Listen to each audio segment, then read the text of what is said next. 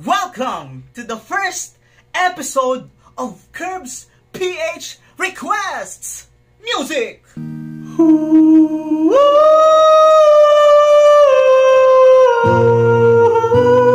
Let's go! At nag-post ako sa aking YouTube, sa ating posts, community tab sa YouTube. At nagtanong ako sa mga 18. Sa 18 at sa Masters, kung ano ang favorite nilang cover songs ng SB19. I've asked 18 and the Masters. At ito ang mga sagot nila. Overwhelming. Ito ang paborito nilang cover song ng SB19, which is entitled, Bakit Ba Ikaw? Bakit ba ikaw na iisip ko at... Di ko alam kung yun, pero I assume that that was it. At dahil yan ang inyong napili, Director, okay na ba? Direct, just na, okay na ang crew. So, handa na ba kayo? Kung handa ka na, isubscribe mo na yan at mag-comment so that your request may be on the second episode of Curbs PH Requests Music! Alright, so umpisa na natin to. Handa ka na ba? I-subscribe mo na yan because there are so many fun things and SB19 things in this channel. Maraming salamat. I-record na natin at panoorin ang request ng ating Masters at 18. Bakit ba ikaw? Let's go. Handa ka na ba? Dapat ready ka ha. Hindi pwedeng hindi ka handa. Okay, start na natin. Bakit ba ikaw? Mixed live performance. Ito nga yun.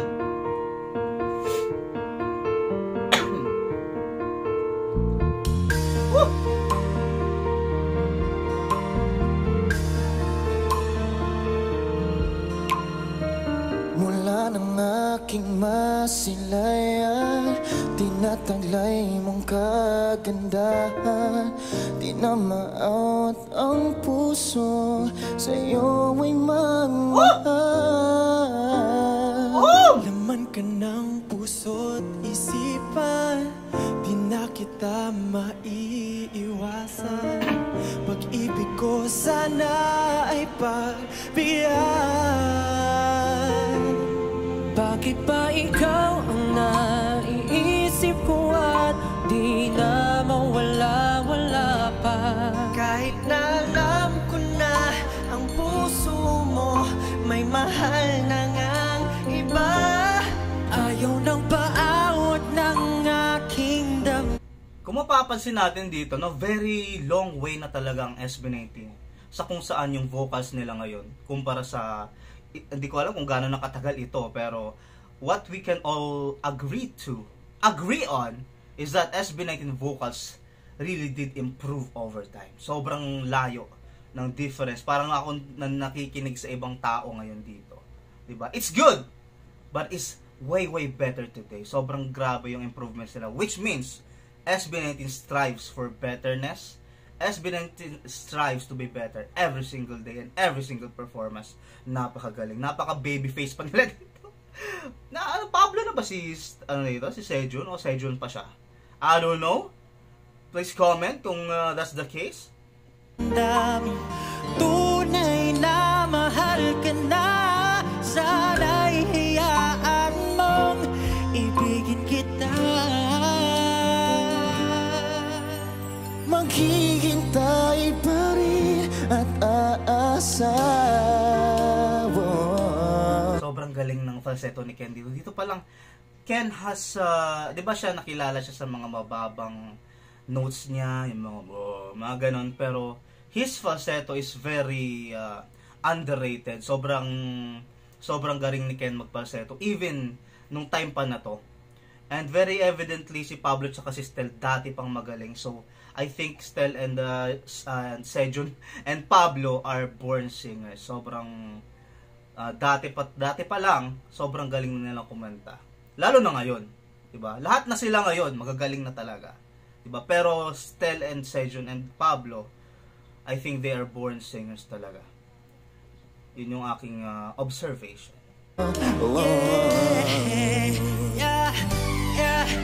Siguro nga matatawa ka kung alam mong nadarama kung para sa'yo aking sinta. Di ko naman magawa limutin kita, kahit wala pag-asa, I've heard this! Di ko alam kung saan ko narinig to. Sa TikTok ba? O na-react ko na ba to sa live? Hindi ko maalala, men eh. Pero narinig ko na tong rap verse na to because this is not the rap verse. Walang rap verse tong kanta na to. Kay Michael Pangilinan nata to, di ba? Walang rap verse to. So, SB19 put a rap verse on this song. And it sounds good!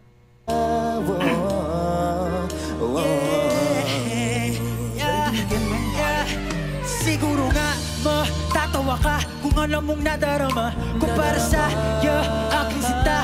Di ko naman magawa limutin kita, kahit wala pag-asa, gusto kong makalimot na sa lahat ng alaala. Aking matay lagi mag-isa. Dito pa lang pala halimaw na to si Josh mag high notes. Sige, ang taas ng nota ni Josh dito. Damn! Diba? Dito pa lang may hints na talaga na these men are gonna be one of the best artists in the industry. And you are looking at the star-studded group na talagang even individually are breaking records and getting tons of awards in today's day, di ba? Kung sasabihin ko yan sa'yo ng mga panahon na yan na aawardan ng sobrang daming awards itong mga lalaking ito, maniniwala ka ba?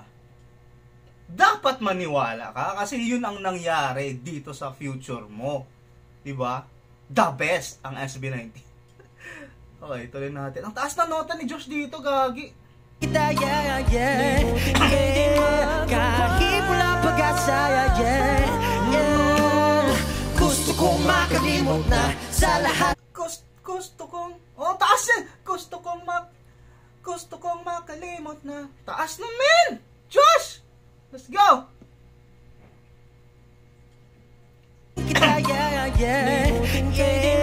Kahit wala pag-asa,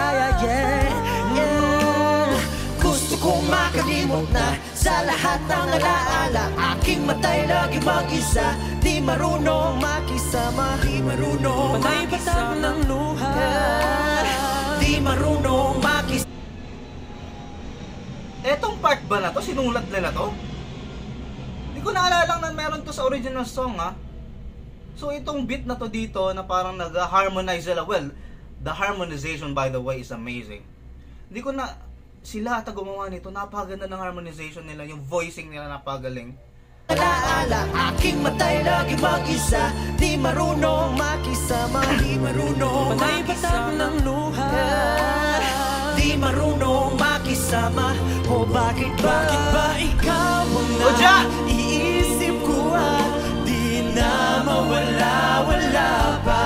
Kahit na alam ko na ang puso mo may mahal naman iba. Ayaw na paawa. Oh my God! Ang ganda ng harmonization, hayop ka. Ang lupit, men. Ang sarap ng harmonization. Ang ganda ng ano nila dito. Voicing nila. Shit, ang sarap pakinggan. Kahit na alam ko na ang puso mo may mahal naman iba. Ayaw na paawat ang aking damdamin. Tunay na mahal ka na. Sana'y hayaan mong ibigin kita. Maghihintay pa rin at aasa.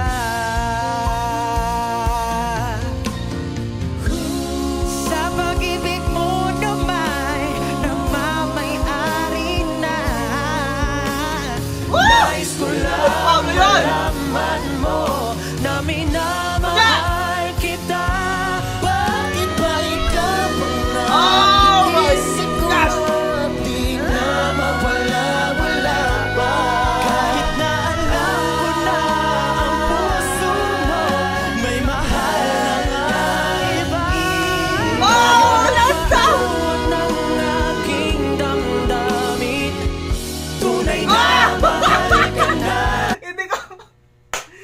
harmonization, yung pagsabay-sabay nilang pag ano ng mic, wala na, men!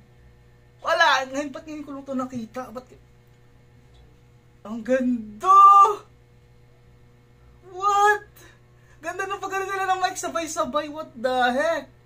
SB19 ng malakas! Let's go! Sana'y hayaan Isa pa, wait lang! aking damdamin tunay na mahal ka na. Sana'y hayaan mo ibigin kita. Maghihintay pa rin at aasa. Gusto ko yung camera na kay Ken pero hindi pala siya yung kakanta. Gumana na lang si Kano. Gumana na lang siya. Na kay Ken yung camera at hindi pala siya yung kakanta. Sa kanya. At sa akin. At aasa.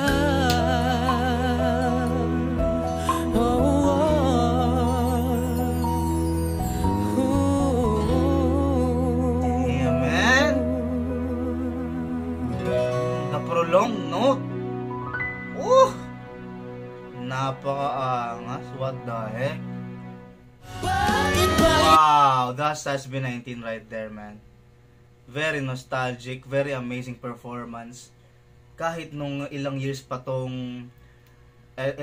nangyari, super amazing as always, man. Never. Sila lang ata talaga yung gumawa nito yung talagang plain every performance ever. Talagang live, no? Can you comment kung merong performance? Hindi ko kasi I just wanna prove a point. Gusto kong makakita ng SB19 na nag-lip sync or nag-backtrack kasi yun yung iniiyak ng bashers eh. Meron ba? Alam mo yung lip sync, I'm sure wala. Pero backtrack, hindi naman kasi masama yun eh. 'Di ba? Sa healthy amount. Hindi masama ang backing track ha. Baka sinasabi lang kasi ng mga bashers na tanga, backing track lahat.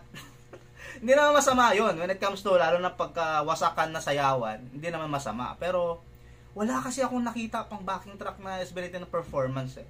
So, sana kung mayroon man, i-comment nyo. At kung wala, edi, it's the best. Gagawin mo. So, that's it, Masters. I hope you enjoyed this episode and comment nyo kung ano pang mga favorite videos nyo from SB19. Any videos, is either cover songs or any amazing videos that you really, really like, para ma-feature natin to the second episode of this wonderful series. Yan lang, maraming salamat. If you haven't subscribed, please subscribe. Yan sa baba. This has been Curse PH and you, Master, have been amazing.